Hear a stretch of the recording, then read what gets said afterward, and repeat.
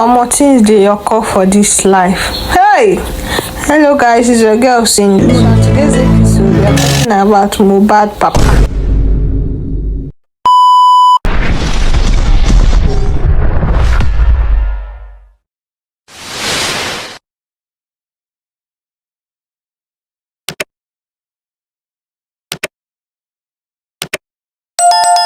Welcome back to my channel. Please, if this is your first time of joining us, please do well to subscribe, like and turn on the post notification to be getting notified each time I drop videos like this.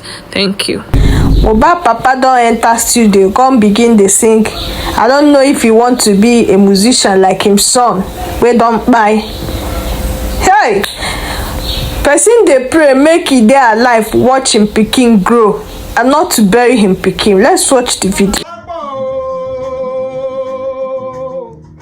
Gbogbo iṣẹ́ wa tí a ṣe, gbogbo ìwà tí a mú.